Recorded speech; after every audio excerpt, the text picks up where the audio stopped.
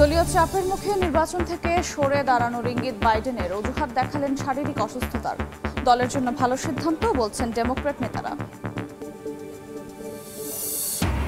ট্রাম্পকে হত্যা চেষ্টায় ইরানকে জড়ানোর খবরে ক্ষুব্ধ তেহরান। 5 দিনেও রহস্য উন্মোচনে ব্যর্থ এফবিআই। ব্যবহৃত অস্ত্র নিষিদ্ধে কংগ্রেসকে আহ্বান। এবং ভারী বৃষ্টিতে বন্যায় বিপর্যস্ত আফগানিস্তানের নানগারহার প্রদেশ। 47 জনের প্রাণহানি। ভয়াবহ দাবানলের কবলে উত্তর মেসিডোনিয়া। পুড়ে ছাই বিস্তীর্ণ বনাঞ্চল।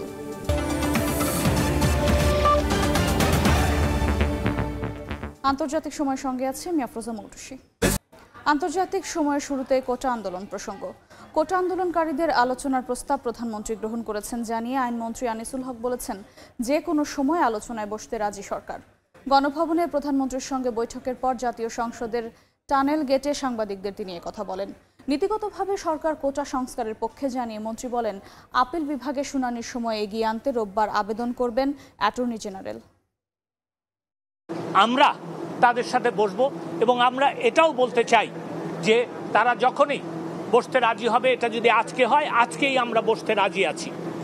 দ্বিতীয়ত, মাননীয় প্রধানমন্ত্রী আমাকে ঘোষণা দিতে বলেছেন যে আগামী 7ই অগস্ট 2024 সালে যে মামলাটা শুনানির কথা ছিল, সেই মামলাটা শুনানিটা এগিয়ে আনার জন্য ব্যবস্থা নিতে আমি সেই মর্মে বাংলাদেশের অ্যাটর্নি জেনারেলকে নির্দেশ দিয়েছি যে আগামী রবিবার তিনি বাংলাদেশের সর্বোচ্চ আদালতে আপিল বিভাগে আবেদন করবেন যাতে মামলাটার শুনানির তারিখ তারা এগিয়ে আনেন।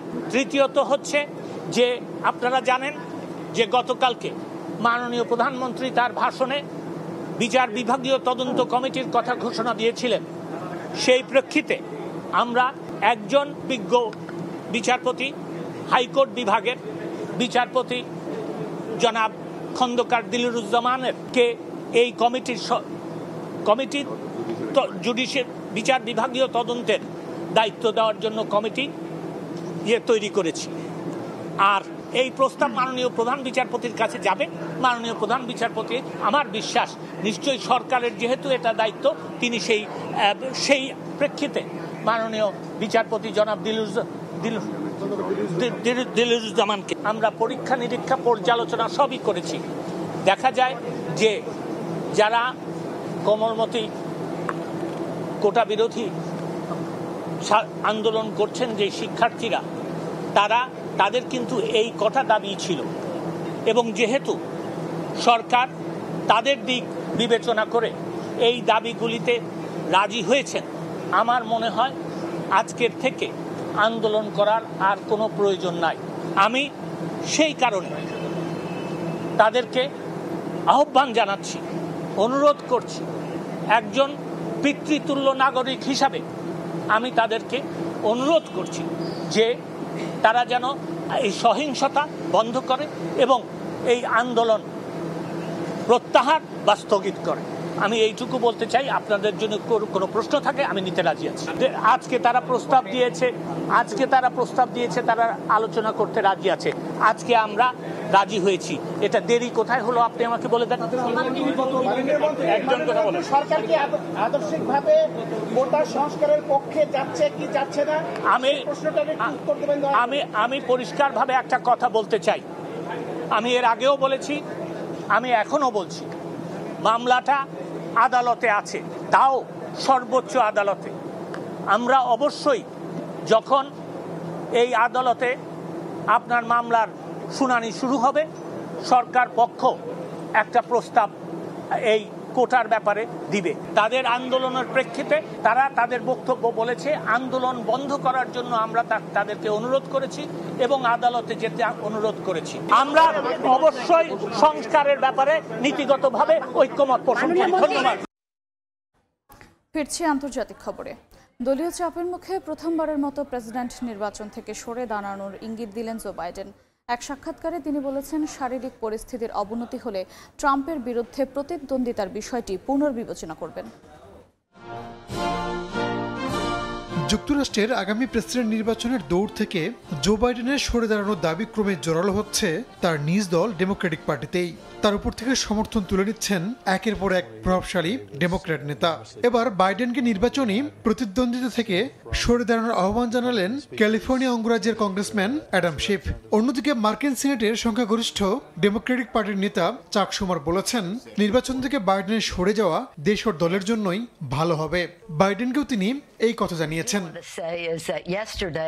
প্রেসিডেন্ট বাইডেনকে আগামী নির্বাচন নিয়ে সতর্ক করেছেন প্রতিনিধি পরিষদের সাবেক স্পিকার ন্যান্সি পেলোসিও। এক প্রতিবেদনে সিএনএন বলছে, ট্রাম্পের সঙ্গে লড়াইয়ে জিততে পারবেন না বাইডেন। জরিপের এসব তথ্য প্রেসিডেন্টকে জানিয়েছেন পেলোসি। একই সঙ্গে বাইডেনের কারণে প্রতিনিধি পরিষদে ডেমোক্র্যাটদের ভরাডুবি হতে পারে এমন কথাও বলেছেন সাবেক এই স্পিকার। নিজ দলে এমন চাপের মুখে প্রথমবারের মতো নির্বাচন থেকে সরে দাঁড়ানোর ইঙ্গিত দিয়েছেন জো বাইডেন। এক সাক্ষাৎকারে তিনি বলেছেন, শারীরিক পরিস্থিতির অবনতি হলে ট্রাম্পের বিরুদ্ধে প্রতিদ্বন্দ্বিতার বিষয়টি পুনর্বিবেচনা করবেন। এই সাক্ষাৎকার প্রচারের কয়েক ঘন্টা পরই এক বিবৃতিতে হোয়াইট হাউস জানিয়েছে, আবারও করোনায় আক্রান্ত হয়েছেন প্রেসিডেন্ট। সংক্রমণের লক্ষণ দেখা দেয় দ্রুত তার স্বাস্থ্য পরীক্ষা করা হয়। পজিটিভ হয় পূর্ব নির্ধারিত নির্বাচনী প্রচারণা বাতিল করা হয়েছে। গেল 27 জুন প্রথম বিতর্কে মুখোমুখি হন বাইডেন ও ট্রাম্প। এতে 81 বছর বয়সী বাইডেন ট্রাম্পের প্রশ্নবাণে জর্জরিত হন। এরপর থেকে নিজ দলের ভেতর ও বাইরে তার প্রার্থিতা প্রত্যাহারের দাবি উঠতে শুরু করে। রাহানুল রানা, সময় সংবাদ।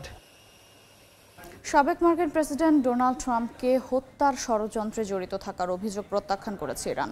এদিকে কয়েকদিন পেরিয়ে গেলেও এখনও রহস্য উন্মোচন করতে পারেনি যুক্তরাষ্ট্রের কেন্দ্রীয় গোয়েন্দা সংস্থা FBI।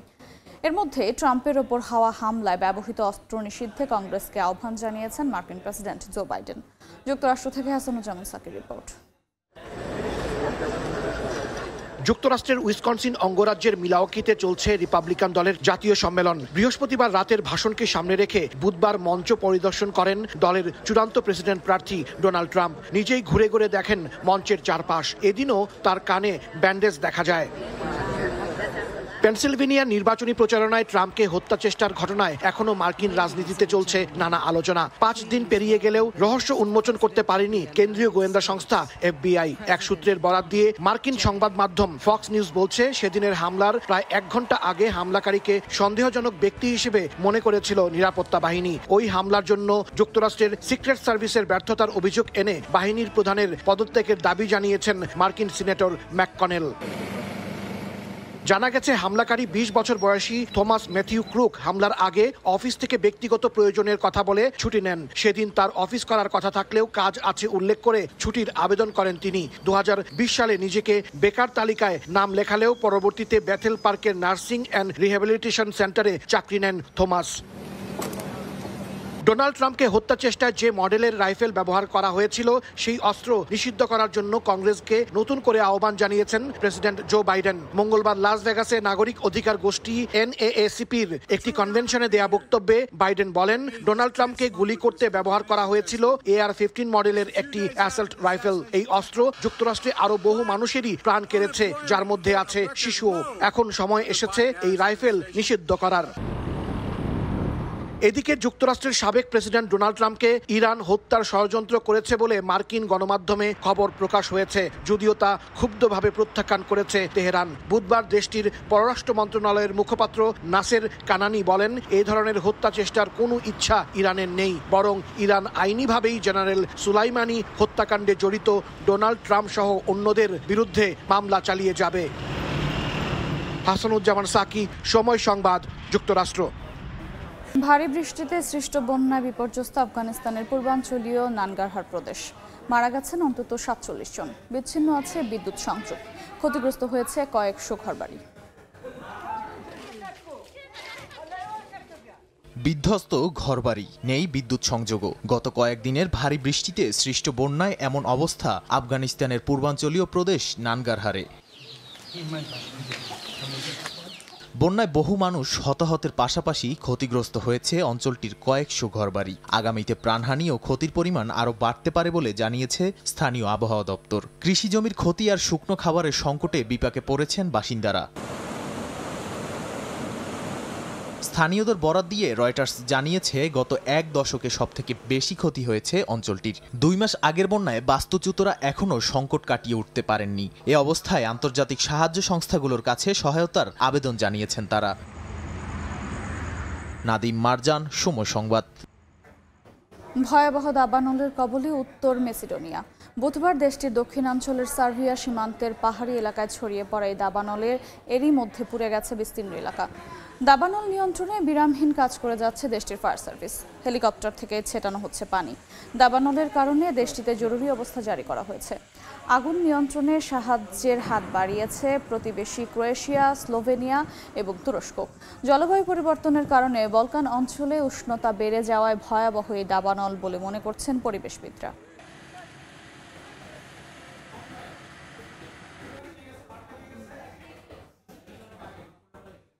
ওমানের নিকটবর্তী উপকূলীয় অঞ্চলে ডুবে যাওয়া তেলের জাহাজ থেকে 9 জনকে উদ্ধার করেছে ভারতীয় নৌবাহিনী।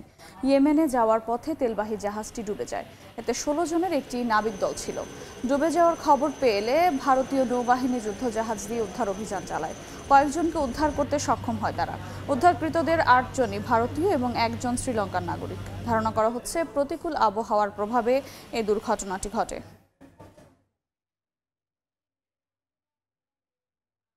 দুবাইয়ের শাসকের কন্যা রাজকুমারী শাইখা মাহরা তার বিবাহ বিচ্ছেদের ঘোষণা দিয়েছেন। বৃহস্পতিবার ইনস্টাগ্রামে এক পোস্টে শাইখা মাহরা লেখেন তিনি তার স্বামীকে তালাক দিচ্ছেন। ইসলামিক 3 তালাকের মৌখিক নিয়ম অনুযায়ী বিবাহ বিচ্ছেদের কথা বলেন তিনি। একই সঙ্গে স্বামীর সঙ্গে থাকা সব ছবিও মাধ্যমটি থেকে সরিয়ে ফেলেছেন মাহরা। এই খবর সামাজিক মাধ্যমে ব্যাপক আলোড়ন সৃষ্টি করেছে, যদিও অনেকেই তার সিদ্ধান্তকে সমর্থন জানিয়েছেন। 2023 সালে শেখ মানারের সঙ্গে বিবাহ বন্ধনে আবদ্ধ হন দুবাইয়ের রাজকুমারী। 2 মাস আগেই মা হয়েছেন মাহরা।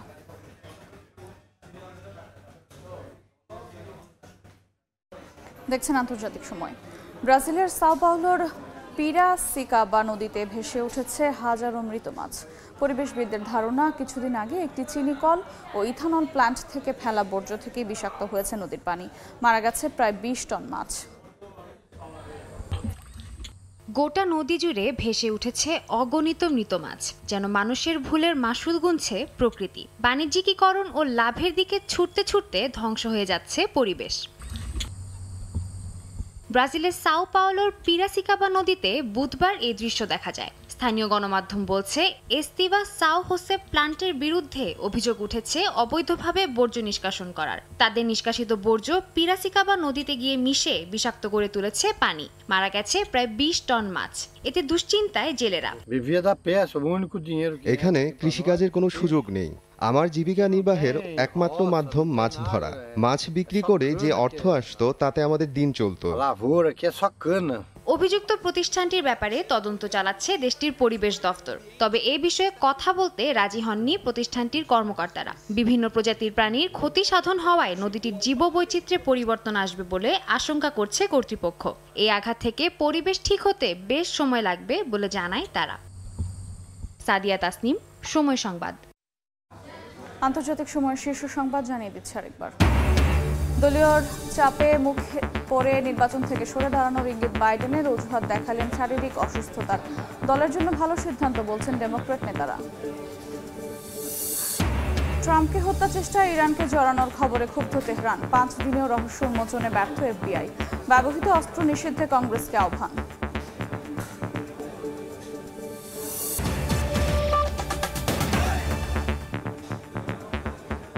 এই ছিল আন্তর্জাতিক সময়। এরপর সময় সংবাদের সঙ্গে থাকবেন ছোঁয়া খন্দকার। ধন্যবাদ মৌটুসী। সময় সংবাদ নিয়ে ফিরছি কিছুক্ষণ পর। সঙ্গেই থাকুন সময়ের।